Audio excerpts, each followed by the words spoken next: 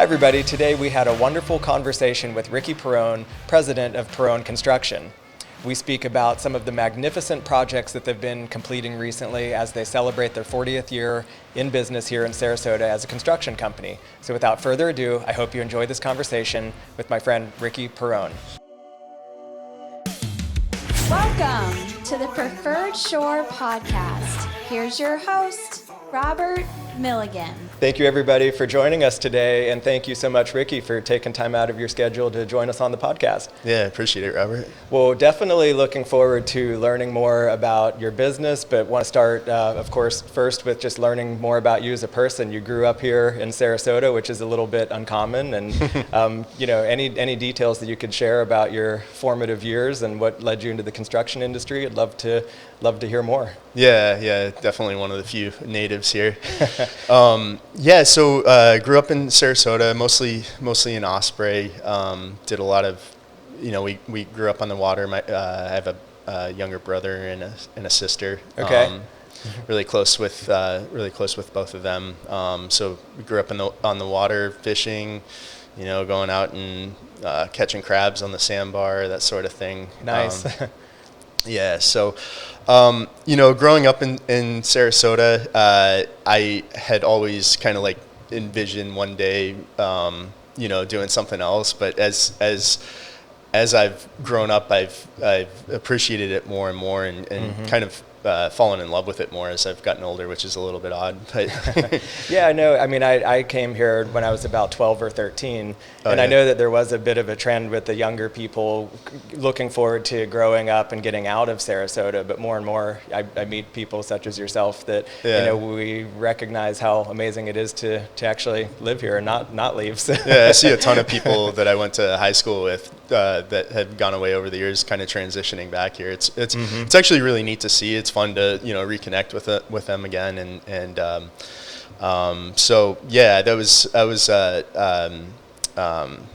pretty typical childhood, I guess, growing up on the water in Sarasota, my brother and I, we got started in the business pretty young. Actually, one summer we had wanted to make a little bit of money so that we could buy a video game system. So we had originally started off by just asking our parents for the money, but they said no. So there was a job site next door, so we asked my dad if we could go to work and make some money. So we started out. He put us on some just terrible jobs. I mean, moving big stacks of lumber from one side of the house to the other. Oh, wow. Cleaning up trash all day long. Sweeping the jobs. I mean, I think he was a little bit trying to torture us. Yeah, but, that's normal for a father to do. So every morning, my brother and I, he made us commit that if we were going to be working on that job site, that we were committed for the full summer for working, our full days, 5 days a week over there, and we committed to that and we stuck to it. But it was actually really fun. I mean, I vividly remember, working that summer, working with the guys, having them torture us a little bit too. But it was a really fun experience. I'm sure. So your official entry into the construction industry then was how old were you? I was 13. My brother was probably 11 and a half, 11, something like that. Right. We were pretty young, but every summer after that, my dad would give us he would give us a slightly better job. I remember the next summer we were putting up rigid insulation and furring strips, which is a little bit more skilled. The next summer he had us working as frame carpenters and apprentices, which I really, really liked doing that. And then when we got to be about 15, 16, he had us working as trim carpenters apprentices, and he put us alongside this guy named Lanny Hunter. Okay. And it was such a cool experience getting to work with Lanny. I mean, this guy was just like an absolute master. So when you work in trim carpentry, there's a lot of there's a lot of little things that you run into, which the old guys have little hacks and tricks for, and it was really neat getting to learn all those hacks and tricks, and I still use a lot of the stuff that I learned from Lanny today when I'm doing little projects around my own house. Yeah. So working with my hands, that was really one of my favorite parts of coming up through the process. And then of course we got involved in more of the managerial side of the business. Correct. From there. Yeah, because when was Perrone Construction founded? You've been here for quite a few decades, have you not? Yeah. So this is our 40th year. We were started Fantastic. in 1980. Yeah. Wow. Yeah. It's unusual to find many companies with such a legacy in Sarasota. So that's really It special. is. Congratulations. Yeah, we're really proud of the place we hold in our the reputation that we have here in our town. We work hard every day to maintain it, it's 40 years. It's pretty incredible. Impressive. Yeah. So the company obviously was founded by your father. Yeah. And then has the business, obviously, I'm sure it's changed a bit in the direction of the product that you build and that sort of thing. How would you say that it kind of started it out, and then what did it evolve into today? So the funny thing is that it's actually a really interesting thing. So my dad came from the east coast of Florida. Okay. And he was running oceanfront projects as a superintendent over there, and then he came over here and got to learn the nuances of the local construction market. While he was doing that, he was working as a trim carpenter, and someone actually just I think it was a local attorney, had noticed his work ethic and his approach, and had told him that when he did finally get his license, he was going to recommend him to a friend for a project. And so my dad got his license, and then he wound up recommending him. Well, that project is it was an interesting thing. It wound up being the people built it, or my dad built it for these people.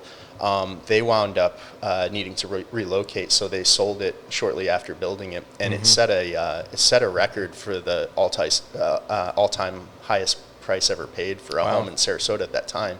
So it was a very notable project, and I guess that kind of set the trajectory for our company. I mean, we are known here in Sarasota for those incredible projects. All the top projects in Sarasota.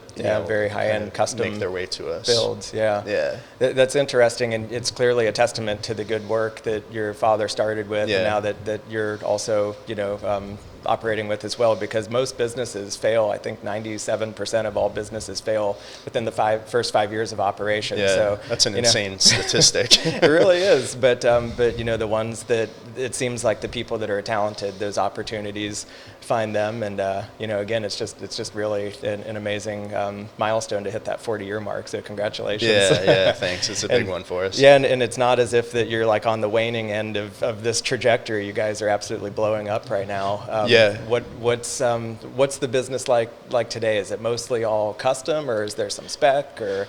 Yeah, so this year, our 40th year is set to be our best year ever. Wow. The projects we have right now, I will say, like,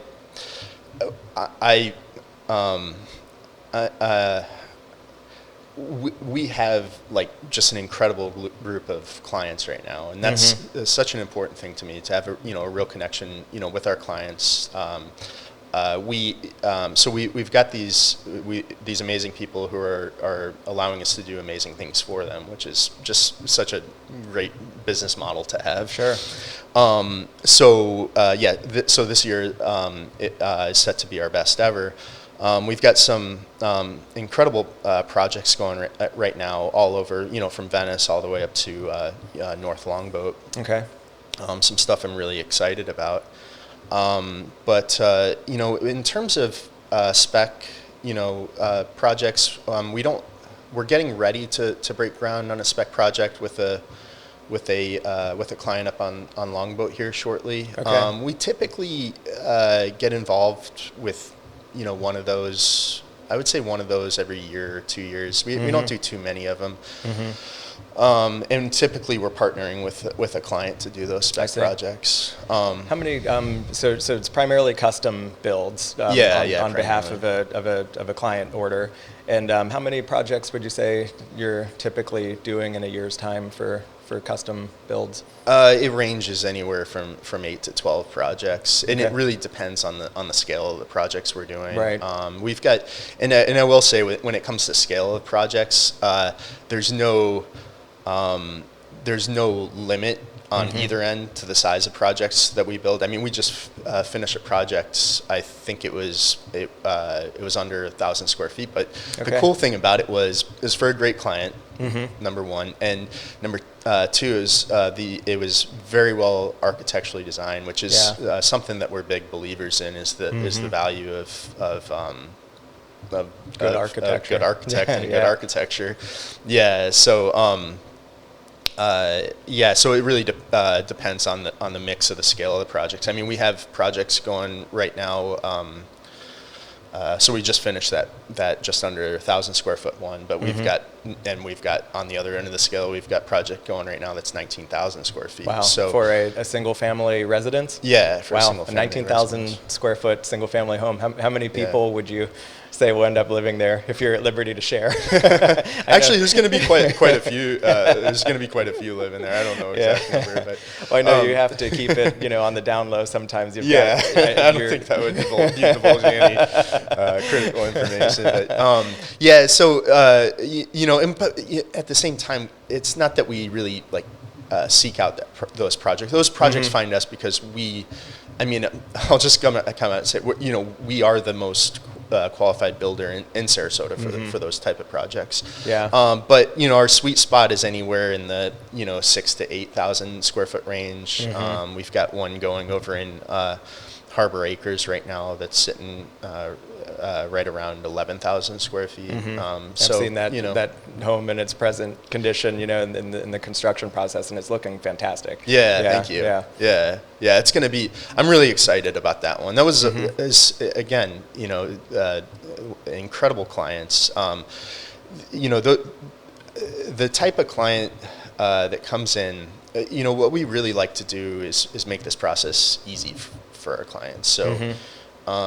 We look to understand their vision, and then we assemble the right team around that vision, and then we spearhead that vision through to completion.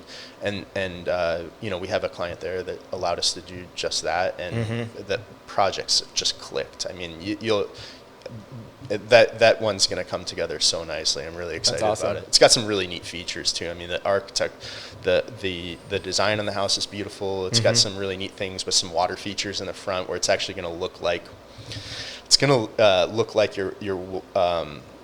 the pathways leading up to the house are floating over water, which is going to be really neat. The whole courtyard in the front of the house kind of is suspended over water. So. Okay. Are you able to share who the architect was for that project? That one was John Cooney. Okay. He's an architect out of Naples. He's one of several that we work with. Yeah.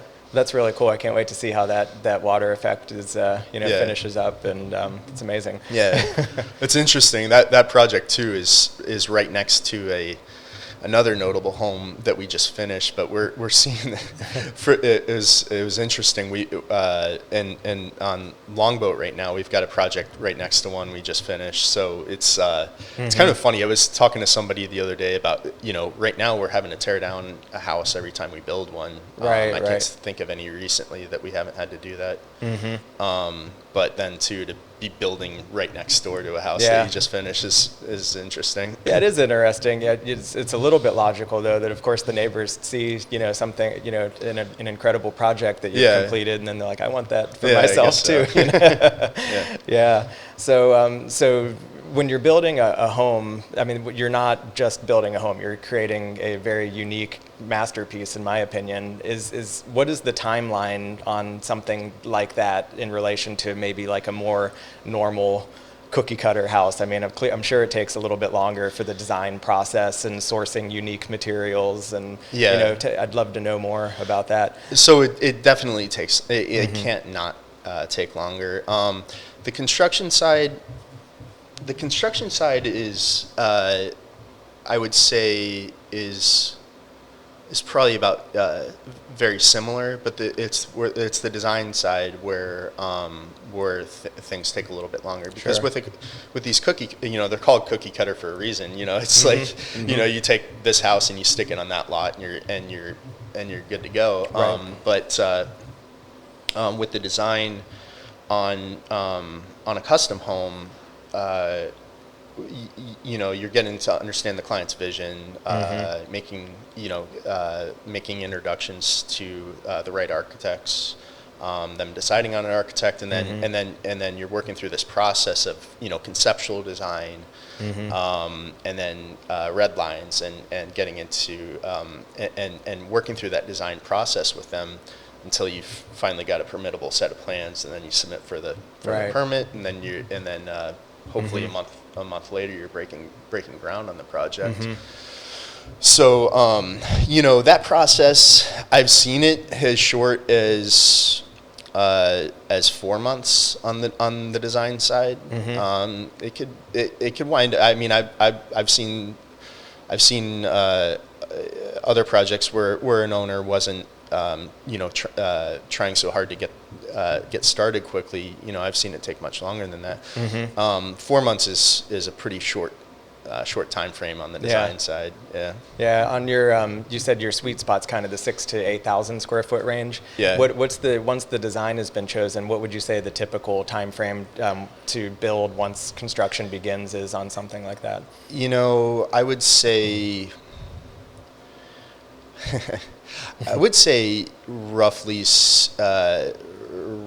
roughly 14 to 18 months, just depending on the way that the house is designed. Whether it sits on piling, or just the complexity of the structure. Right, which raises a good point, because you're doing mostly, I would say, like coastal construction, waterfront construction. Are there some nuances about coastal construction in the Sarasota area that's a little bit different than building elsewhere that you find kind of interesting? So one of the another reason, besides our reputation, the quality that we're known for, that people gravitate towards us, is that we do have the experience of coastal construction. In our 40 years, we've built a handful of homes that weren't on the waterfront, and we build eight to 10 a year. So if you do the math, that's a lot of waterfront homes. And having done as many waterfront homes as we have, we really understand not only the materials, but the techniques in applying those materials that really stand up well in these harsh waterfront environments with the airborne salts. The other thing that you have too is just the design of the homes. Homes having occasionally to be built on piling and grade beam. We don't introduce any wood into the exterior of our homes that we don't need to. Makes sense. We don't do any wood decks. All of our decks on our homes are going to be concrete. A lot of times, if you see a radius window, you'll see a guy, and the block work will go in square, and then they'll frame in the radius top of the window. Probably shouldn't have gotten into that kind of detail. But no, it's interesting. But we stay away from that kind of stuff, because if you don't need to introduce wood, don't do it, because it's only a matter of time before it's going to become an issue on your home. So we're very conscious of the things that. No home's ever going to be maintenance free. That's just something that doesn't exist. But we want our homes to be as to have as little need for maintenance as possible. So we build our homes with that in mind. Right, right. So, I'm kind of curious, if somebody wanted to build a 20,000 square foot home just so they can one up your last one, what would be a good process to get started? If somebody's sitting here and they're watching us and they're, trying to kick this idea around and need some clarity and need some guidance, what would be a good way to begin and learn more and reach out, connect with you guys? So we take most people approach us before they have even we get approached pretty often when people are just looking for property. So they want us involved in that assessment process, which we do a great job with. We've got a great team that takes a look at the properties that our clients are considering. Really helps them understand, the pros, cons if there are any, or not. I shouldn't say really cons, just anything about the property they should really understand. Understanding. We just went through this process on Longboat Key recently. The homeowner had contracted on a property actually already at this point, and then contacted me immediately after he contracted and said, I've contracted for this property, but I don't know if I could do what I want to do on it. Right. He was living in a 4,500 square foot house, and he really wanted something that was just a little bit bigger. And so we immediately started working. He had a really short due diligence period, and we immediately started working on all the things that need to be done during that period. We actually had got with somebody very quickly and had a concept done to understand if he could fit the size home he was looking to do on this property. And the interesting thing was we could just barely do it. Wow. So with that confidence, he was able to go and close and know that he could do what he wanted to do. Now, excellent. There's a lot of little things that we help our clients with from the beginning to end. So from the moment they purchase or are taking a look at the property, we'll meet out there with them. We'll fly a drone, understand what views look like from the different elevations.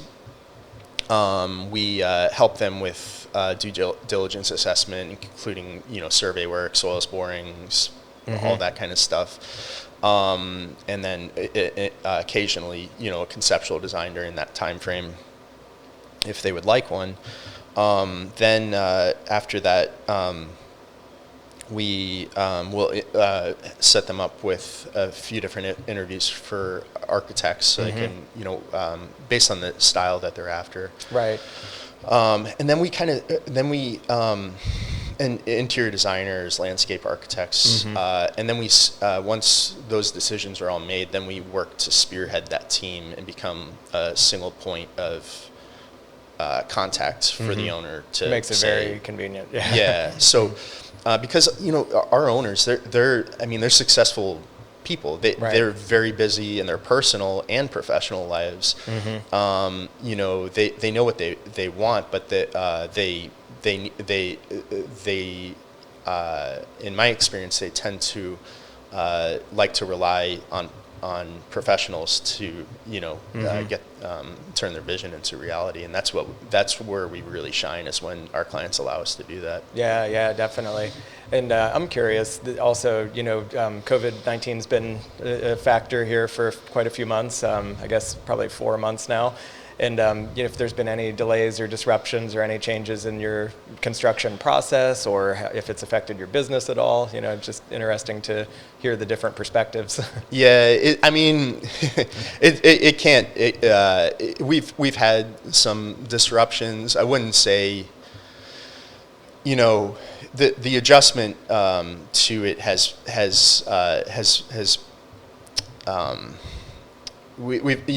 our staff for the most part is working outside of the office, so that's been a little bit of adjustment. Disruptions, materials, we see that potentially it's coming. We're getting our orders out early for the materials that we're going to need on our projects, so that we can kind of curtail those a little bit.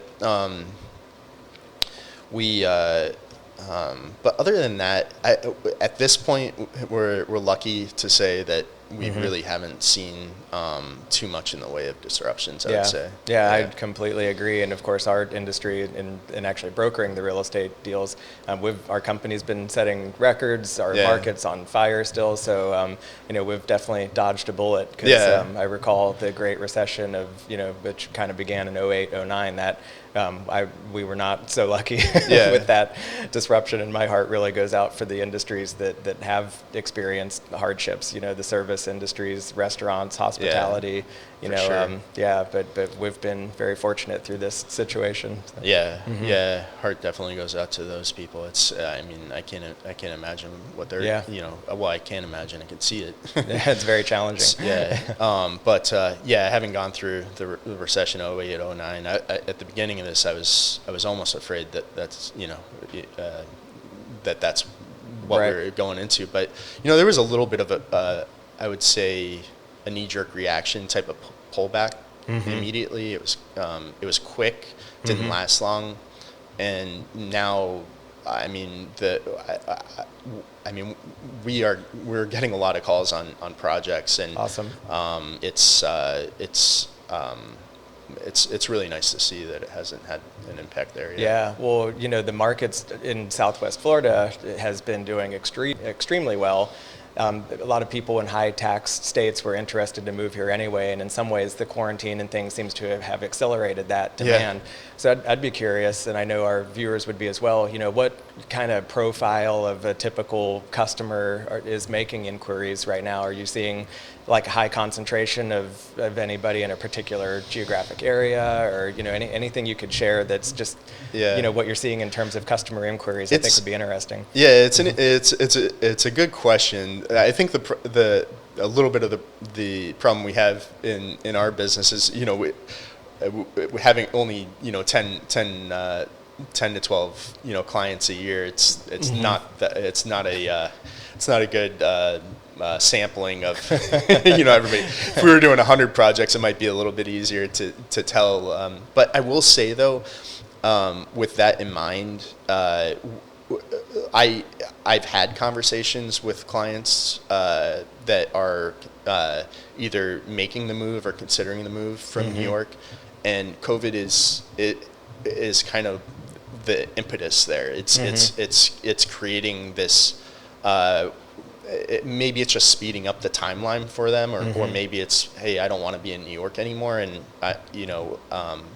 but and the same thing for California. I've talked to a couple of people from California, and they it seems to be a reason for them to want to come to Florida. I would say more so for New York, though. I've seen it a lot more strongly from when I've had conversations with people who are coming from New York. Yeah, well, that matches what we've been seeing in our office as well.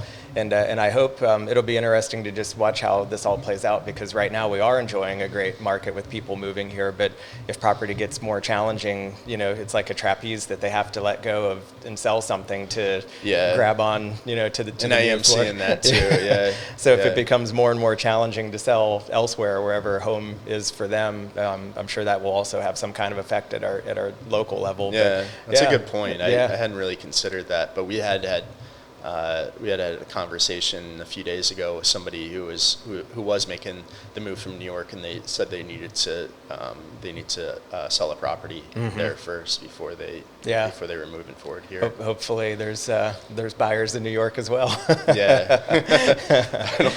I would imagine there always will be. Yeah, but let's hope. I guess the price is the factor there.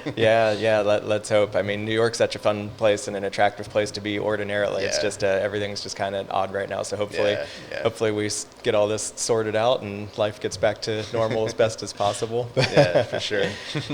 So I think maybe to switch gears a little bit and just talk more about Sarasota in general. You grew up here. Obviously, things were significantly different when we were growing up here versus what it's kind of grown into now. Now you're a family man. You have a child, correct? Yeah, a little girl. Yeah, so I'm sure that's exciting to be raising a family here, and anything that comes to mind that you enjoy about Sarasota and living here, raising a family here? You know. Yeah, I mean, I really like, especially with my little girl now. Like one of the things that I really like with her is just getting out on the water. I mean, it's a big part of the reason people come here, and I'm taking more advantage of it recently. I take her, paddleboarding all the time, and we go fishing and go to the beach and build sandcastles. There's a lot more going on here than when I was a kid. For sure. Just a lot more, events, fun stuff to do, and yeah. I mean, from that standpoint, Sarasota delivers. Yeah. And so, and how old's your daughter? She's 3. Okay, you got her started young, paddleboarding. Yeah. I set her up with doing all the fun stuff. Set her up with a little Adirondack chair on the back of my paddleboard, and she just sits back there, and we go out looking at dolphins and fish, and she loves it. It's incredible. I mean, our lifestyle, and we do sometimes maybe take it for granted, or it just becomes a little more common to us. But again, especially with people that have been stuck at home the last few months, in relation to in other areas of the country compared to what we've been able to do here with all the waterfront activities and boating and paddleboarding and all that kind of stuff. There's really a lot of great reasons to relocate here and live in Sarasota. Yeah, for yeah, sure. for sure. Yeah, it's been fun. She's got having my little girl. It's kind of like it's how do I put this? It's kind of like it's allowed me to kind of refocus on some of this stuff that might have been lost along the way, and and because now I want to create all these experiences for her, and so I'm looking for all these. It's making me go out and find all these fun things to do again in Sarasota. It's been really nice. That's awesome. Has she shown any aspirations for the construction business quite yet? It's a little early for that. I'm just joking. Yeah, she's really got on top of her Lego game. Yeah. That's fun. Well, I have 3 boys, and I really admire what your dad did with you and your brother to kind of get you involved in the business. I don't have any personal aspirations for them to work with me unless they would choose to. I think that would be fantastic. But I do like how he put you guys to work early and gave you some responsibility to develop some useful skills and things. Yeah. I think it's important for kids, especially little boys. I mean, I shouldn't say that. It's important for any little kid to kind of learn some responsibility, learn some skills. It's such a neat thing to have, like, as you go through life too, to have those skills and to have that sense of responsibility. Right. Yeah, so we're kind of wrapping up here a little bit, but there's a few questions I like to ask just to see if there's anything that our listeners would enjoy. Recommendations or things. Are there any books that come to mind that you've read recently that you think would be good? I mean, fiction, nonfiction, construction or not, doesn't matter. I've been reading this book recently that's been really interesting, called Talking to Strangers. Okay. And I guess one of the main things in the book is it talks about this idea that we default to trusting people. That's our kind of default. And it was interesting they tell all these stories about these people that have kind of I don't know why. That maybe it was a bad book to bring. It's a very interesting book. There's no real reason to that I brought it up. It's I might have it in my Audible list that I haven't listened to yet. The author Malcolm Gladwell, he wrote another book that really received some big acclaim recently. I don't know what it is, but it's a very, very interesting book. I highly recommend it. There's no real reason I brought it up other than I like it. He's a great great author. I used part of my quarantine time with a masterclass subscription. You may have seen those ads, and it's a little pricey. I think it's a couple $100 for an annual subscription. But he was one of the masterclass teachers, and I listened to his class, watched it. It was very, very interesting the way that he picks out stories out of a bunch of obvious surroundings. He had a way of kind of describing how he focuses on a little thread that leads to more interesting that's stuff. exactly how his book is structured there. I mean, the stories, he picked out some really good stories to make these points that he was trying to make in the book, and really the book gets down to this idea that you can't really go through the opposite of that going through life as kind of someone who doesn't trust anybody. So it's better for us in a survival sense to be more trusting. But his stories that he brought up in there were just really amazing. Yeah, that is interesting. I mean, that's how do you like the masterclass? I've really been enjoying that.